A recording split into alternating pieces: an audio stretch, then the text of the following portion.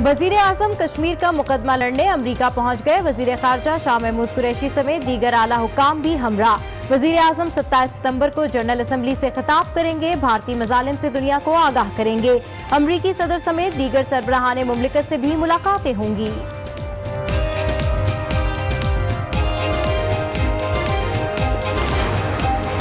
ये दोनों एक इजलास में हैं और कई ऐसे रिसेप्शंस होंगे जिसमें दोनों इनवाइटेड होंगे, तो आमना सामना तो हो सकता है। काहे की प्रेजेंट्रीज कयामत बर्पा की हुई है मकबूजा कश्मीर में, उससे क्या मुलाकात करनी है, उससे क्या बात करनी है। पाकिस्तान और भारतीय वजीर आजम का दौरा न्यूयॉर्क में आमना सामना हो सकता है। वजीर आजम किसी सूरत भी नरेंद्र मोदी से नहीं मिलेंगे। मकबूजा कश्मीर के हालात के बाद अब मुलाकात बेसूद साबित होगी। वजीर खारजा शाह महमूद कुरैशी की आज न्यूज से खुसूसी बातचीत।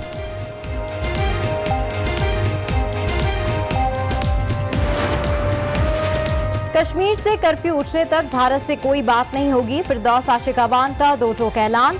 कहती हैं वजीर आजम जनरल असेंबली में दुनिया के जमीर को झंझोड़ेंगे। सलामती कौंसिल का रुकन बनने का भारतीय ख्वाब कभी पूरा नहीं होगा।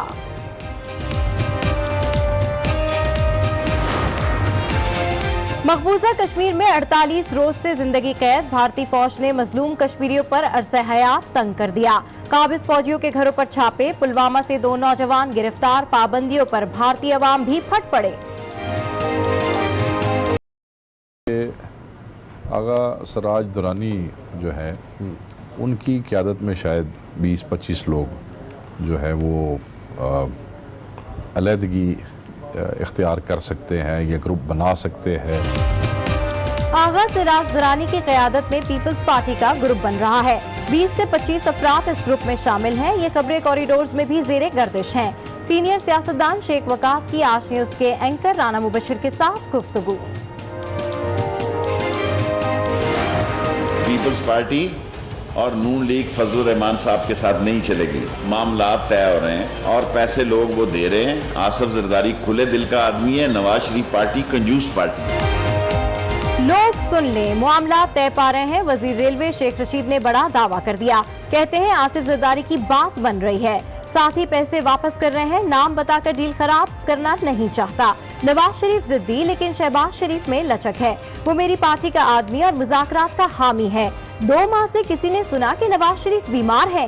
साथ ही ये भी कहा कि पीपल्स पार्टी के बाद जल्द नून लीग भी फजलुर रहमान का साथ छोड़ देगी।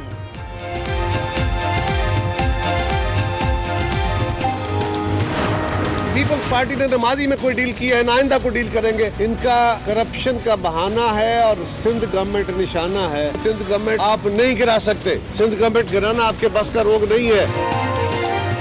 पीपल्स पार्टी ने माजी में डील की और न आइंदा करेगी। कमर जमान कायरा का जवाबी वार। कहा करप्शन तो बहाना है, सिंध हुकूमत निशाना है। कुछ भी कर लें, सिंध हुकूमत गिराना आपके बस का रोग नहीं। मौला बख्श चांडियों की भी हुकूमत पर तीरंदाजी। कहा वज़ीर आला सिंध की गिरफ्तारी के बयानात से विफाक नहीं चलता। कितनी बेहयाई से बोलते हम सिंध हुकूमत गिरा देंगे। आओ गिराओ, हम वज़ीर आला सिंध को गिरफ्तार करेंगे। एक सूबे के वज़ीर आला को गिरफ्तार करने के लिए आप किस अंदाज से ऐलानात कर रहे हैं? ऐसे वफाक चलते हैं। आमदन से जायद असासों का केस। खुर्शीद शाह एहतसाब अदालत सक्खर में पेश। अदालत ने 9 रोजा जिस्मानी रिमांड मंजूर कर लिया। शाहजी को घर से खाना मंगवाने और तमाम तिब्बी सहूलियात की फरहमी की इजाजत भी मिल गई। पेशी के मौके पर जालों की बड़ी तादाद मौजूद। फूलों की पत्तियां निछावर की।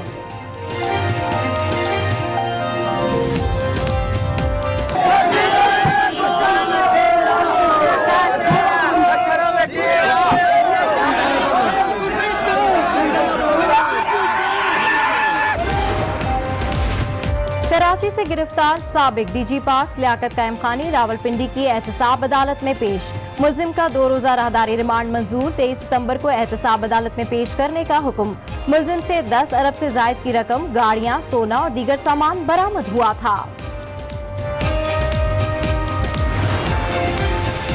जिसे नैब पकड़ेगा उसे प्रोडक्शन ऑर्डर नहीं मिलेगा। वजारत कानून ने प्रोडक्शन ऑर्डर के कवानीन में तरमीम का फैसला कर लिया। चंद हफ्तों में मुसव्वदा तैयार कर लिया जाएगा। कौमी असेंबली के कवायद व ज़वाबित के सेक्शन 108 में तरमीम होगी।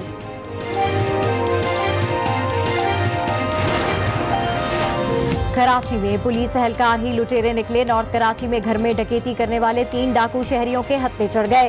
तीनों डाकू थाना सुरजानी टाउन में तैनात पुलिस एहलकार निकले। मुकदमा दर्ज कर लिया गया।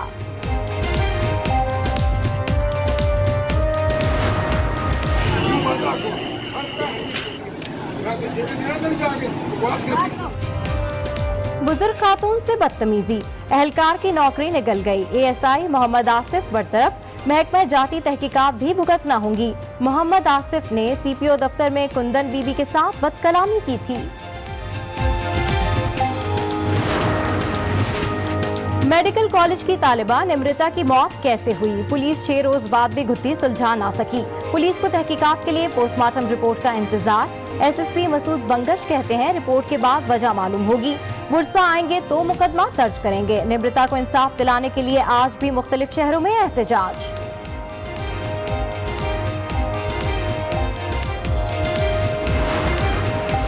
चोनिया के बच्चों को इंसाफ दिलाने के लिए JIT पुराज़्म साइंसी बुनियादों पर तहकीकात करते हुए 12 अफराद को हिरासत में ले लिया। 300 से ज्यादा अफराद के DNA नमूने भी ले लिए गए। सूरत हाल से वालिदैन खौफजदा, निजी तालीमी इदारे तहाल बंद।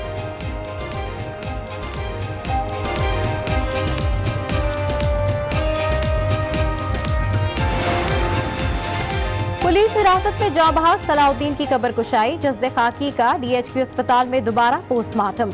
वालिद इंसाफ के लिए पुरुमीद, कहते हैं उम्मीद है दूसरे पोस्टमार्टम में हकायक सामने आएंगे।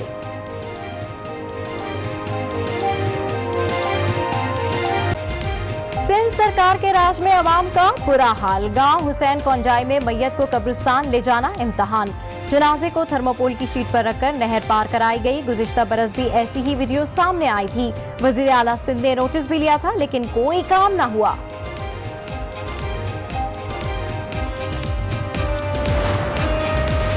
सिंध के अवाम कुत्तों के रहमो करम पर। दादू में एक रोज के दौरान 30 शहरियों को कुत्तों ने काट लिया। शिकारपुर में भी एक बच्चा निशाना बना। सिविल अस्पताल में रेबीज की वैक्सीन दस्तयाब न होने से वालिदैन परेशान।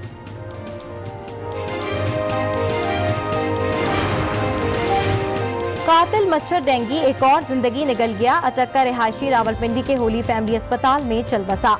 जुड़वा शहरों में मजीद 209 नए केसेस रिपोर्ट। डेंगी पर काबू ना पाने पर DC लाहौर तब्दील। पेशावर में 1300 से ज्यादा अफराद वायरस का शिकार। सिंध के शहरी भी डेंगी के बाढ़ से बेहाल।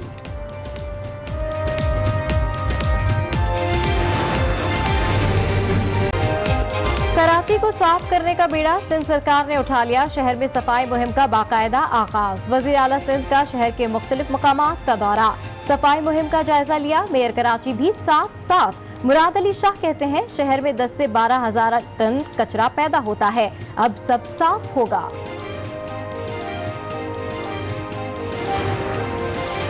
कराची के मेयर है मगर शहर के लिए कुछ नहीं किया। इंसदाद दहशतगर्दी अदालत का वसीम अख्तर पर इजहार बरहमी। कहा आपको पासपोर्ट ऑफिशियल विजिट के लिए दिया गया था, पासपोर्ट फौरी अदालत में जमा कराएं। वसीम अख्तर दहशतगर्दों के इलाज केस समेत दीगर केसेस में जमानत पर हैं। पिसी जानोमाल के दुश्मन बन गए। नॉर्थ कराची में शहरी के घर में डकैती के दौरान इलाका मकीनों के हाथ चढ़ने वाले 3 डाकू पुलिस एहलकार निकले। डकैत पुलिस एहलकारों के खिलाफ डकैती का मुकदमा दर्ज करके गिरफ्तार कर लिया गया है। मजीद तफसीलात जानते हैं नुमाइंदा आज न्यूज़ फैजान जलील से। जी फैजान, अपडेट कीजिए कि क्या पुलिस एहलकार डाकू बन गए हैं या डाकुओं ने पुलिस की वर्दी पहन ली है? आज बिल्कुल शहरियों के माफिजी शहरियों के जो है वो दुश्मन बने दिखाई देते हैं। नॉर्थ कराची में घर में डकैती हुई थी 2 रोज कबल, जिसके बाद इलाका मकीनों ने जो है वो डाकू को पकड़ा था। मजमूई तौर पर 6 डाकू थे, एक फरार हो गया था, 5 पकड़े गए थे। गिरफ्तार होने वाले 3 डाकू जो है वो पुलिस एहलकार निकले हैं, जिसमें से एक हेड कांस्टेबल है और इसके अलावा 2 पुलिस एहलकार हैं, जो कि तीनों डाकू जो है वो सरजानी थाने में तैनात बताए जाते हैं और इन्होंने डकैती की वारदात अंजाम दी नॉर्थ कराची में। तीनों डाकुओं को जो है वो ख्वाजा अजमेर नगरी थाने में नवाब नामी शहरी है जिसकी मुद्दत में मुकदमा दर्ज किया गया है और तीनों गिरफ्तार होने वाले जो डकैत पुलिस एहलकार है इनसे मजीद तहकीकात का आगाज कर दिया है। अच्छा फैजान, जिस तरीके से आप अपडेट कर रहे हैं कि अब तहकीकात का आगाज कर दिया गया है, तो मजीद क्या इंकशाफात किए इन्होंने? जी बिल्कुल, इनका ये कहना है जो कि हेड कांस्टेबल आबिद है और इसके अलावा कांस्टेबल वकार हुसैन और यासिर, इन तीनों का ये कहना है कि इनका लेन देन का तनाजा था और ये रकम का मुतालबा करने जो शहरी है जिसकी बुदियत में डकैती की दफा के तहत मुकदमा दर्ज किया गया है उससे ये रकम लेने गए थे। इनके साथ दीगर दो और इनके जो दोस्त थे हारिस और एहसन वो भी इनके साथ थे और जब जो सज्जाद जो कि फरार हुआ है उसकी तलाश पुलिस ने शुरू की है, लेकिन इब्तिदाई तफ्तीश और तहकीकात में उन्होंने लेन देन का तनाजा करार दिया है। लेकिन इलाका मकीन और जो शहरी है उसने डकैती का इल्जाम लगाया है और जो डकैती की दफा तीन के खिलाफ मुकदमा दर्ज किया गया है। 2 रोज कबल ये वाकया हुआ था, लेकिन आला अफसरान के अहकामात पर जो पुलिस एहलकार है इनकी गिरफ्तारी को जो है वो छुपाए रखा, लेकिन इनकी गिरफ्तारी अब मंजर आम पे आई है और इनके खिलाफ जो मुकदमा दर्ज किया गया है उसका जो एफआईआर की कॉपी है वो भी जो है वो आज न्यूज़ ने हासिल कर दी है। बिल्कुल, ये बहुत बड़ी खबर है फैजान के नॉर्थ कराची में पकड़े गए 3 डाकू पुलिस एहलकार निकले। इनका अपना ऑफिस, इनका अपना जो स्टाफ है वो क्या कर रहा है, उसका क्या कहना है? तबा बिल्कुल ये तैनात है सरजानी थाने की हदूद में, लेकिन ये वारदात अंजाम दी इन्होंने नॉर्थ कराची में। और इससे कबल हमने देखा कि जिला बस्ती का इलाका है ये ख्वाजा में नगरी और दीगर जो इलाके हैं वहाँ पर डकैती की वारदातें जो वो इंतहाई काफी उरूज पे पहुंच चुकी हैं। हर रोज डकैती की वारदातें होती हैं और गुज़िश्ता दिनों हमने देखा कि एक पुलिस मुकाबला हुआ जिसमें एक पुलिस एहलकार शहीद हुआ, 2 डाकू भी जो है वो मारे गए थे, लेकिन उसके बाद भी कई वारदातें जो है वो हो चुकी हैं। जिला बस्ती के इलाके में शहरी डकैतों के हाथों लुटते दिखाई देते हैं, लेकिन शहरी इन्हीं डकैतों के हाथों लुटने के साथ साथ जो है वो पुलिस एहलकारों का निशाना भी बनते दिखाई देते हैं। ये तीनों जो डाकू बन के घर में दाखिल हुए थे ये तीनों पुलिस एहलकार थे। काम तो इनका फर्ज है वो शहरियों को हिफाजत देना है, शहरियों की जान माल का तहफ़्फ़ुज़ करना है, लेकिन ये शहरियों के ही जो है वो जान माल के दुश्मन बने दिखाई देते हैं। मुबैना तौर पर जो तीनों एहलकार गिरफ्तार हुए ये तीनों तैनात सरजानी थाने में इस हवाले से आला हुक्काम की जानिब से जो है वो मजीद तहकीकात का आगाज कर दिया गया और बाकायदा मुकदमा भी दर्ज हुआ है, लेकिन पुलिस का यही कहना है कि इब्तिदाई तफ्तीश और तहकीकात में इन तीनों एहलकारों ने लेन देन का तनाजा करार दिया, लेकिन मुकदमा जो है वो डकैती की दफा के तहत दर्ज किया गया है। ठीक है फैजान, चलिए अपडेट कर रहे थे, आपका शुक्रिया।